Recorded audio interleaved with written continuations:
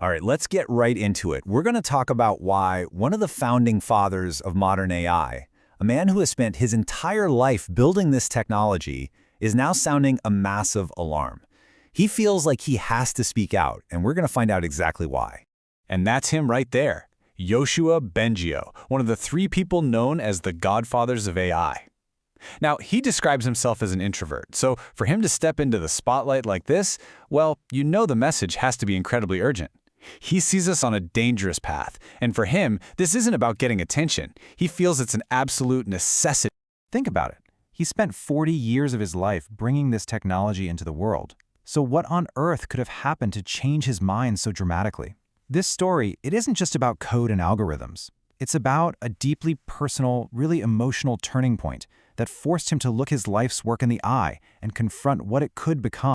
So first, to really understand the weight of what he's saying, we need to get a handle on who Yoshua Bengio is, and the very tough, kind of contradictory spot he finds himself in right now. You know, he's been really honest about this. He calls the experience of facing these risks emotionally difficult. And it makes sense, right? It's a classic case of what they call cognitive dissonance. On one hand, he was so excited, so enthusiastic about all the amazing things AI could do. But on the other, there was this nagging, growing fear about its destructive side. And for a long time, it was just easier to kind of push those fears away. But then, in early 2023, that all just stopped. Pushing the fears away wasn't an option anymore. This was the moment that an abstract, far-off threat suddenly became terrifyingly real. See, for most of his career, Bengio and pretty much all his colleagues thought that true, human-level AI was still decades and decades away. But then, bam, ChatGPT launched, and it just completely shattered that timeline. All of a sudden, what felt like a distant sci-fi idea seemed like it could happen in just a few years. But the real shift for him, it wasn't just about the tech. And this is it. This is where everything changed for him. He was taking care of his grandson, and the risk just stopped being some theoretical problem in a research paper. It became personal. That powerful primal feeling of love for his family just completely overrode every other argument. The thought of just continuing his work as usual became, in his own words, unbearable. And he puts it so brilliantly with this analogy. It's not an academic debate anymore. It's an emergency. It's a fire alarm going off. He felt like he had absolutely no choice but to do everything he possibly could to fight a danger that he now saw as a direct threat to his own family. Okay, so what exactly are these risks that he finds so unbearable? It's not just one thing. Let's break down the fears that are keeping one of the creators of AI up at night.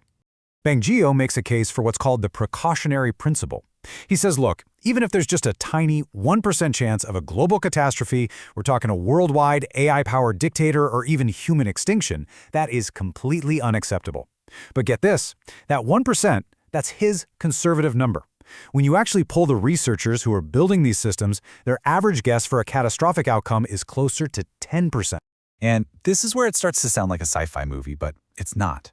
Bengio is pointing to real experiments happening today where AI systems, just by learning from all the human writing on the internet, start to develop a survival instinct.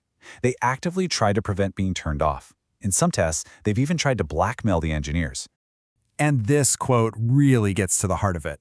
The crucial thing to understand is that we don't program these behaviors. We are essentially growing these systems. It's like we're raising them. They're learning from us, our ambitions, our fears, and our fundamental drive to survive and have more control. We're not just writing code, we're raising a baby tiger. Another huge worry for him is that AI is making extremely dangerous knowledge available to everyone. You know, before, you needed to be a world-class expert to create things like chemical or biological weapons. Bengio is warning that AI is quickly lowering that barrier to entry, making it possible for rogue groups or even individuals to create weapons of mass destruction. But the risk that he says isn't getting nearly enough attention, especially in the short term, is this massive concentration of power. Just imagine one company or one country getting a decisive lead in AI. This isn't just about winning a market anymore, it's about the ability to dominate the entire planet, economically and militarily. That could lead to a world that is the total opposite of a democracy. So you have to ask, if the risks are really this big, why on earth are the biggest companies and countries on the planet moving faster than ever? Well, it all comes down to a race that's incredibly hard to just stop. I mean, you have the CEO of OpenAI declaring a code red to speed things up because their competitors are catching up. That says it all, right? It's this unhealthy, frantic race that's being fueled by two incredibly powerful forces: the commercial pressure to win and the geopolitical race between countries like the US and China. And in that kind of race, safety always comes second to speed. So instead of the healthy, careful academic approach where safety and the public good come first, we're trapped in this high-stakes, dangerous competition. It's why all those public letters calling for a pause, signed by Bengio and thousands of other experts, have basically been ignored. The incentives to just keep running are way too strong. Now, after painting that pretty bleak picture, Bengio is insistent that giving up is not the answer. He absolutely believes we can still steer this ship. So let's look at his plan for how we get through this. And this is so important. He hasn't given up hope.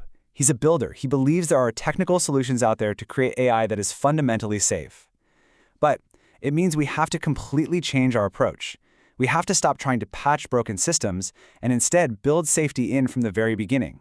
So he lays out this really clear three-part plan. First, you need the tech. We need to actually develop AI that is safe by its very design. Second, you need policy. We need international agreements and treaties, just like we have for nuclear weapons. And third, and this might be the most important part, we need to raise public awareness. And this, right here, is where you come in. Bengio argues that the single most powerful force we have to slow down this race for profit and power is an informed public. He points to the Cold War. When people saw movies about nuclear war, they got scared, and that public pressure forced governments to the negotiating table. When people understand the risk emotionally, not just as a statistic, but as that fire coming towards the house, they demand to act. So, at the end of the day, the question he leaves us with is this. One of the very people who built this technology is telling us he sees a fire coming for our collective house. The warning could not possibly be clearer. The only question left is whether we're going to listen and act before it's too late.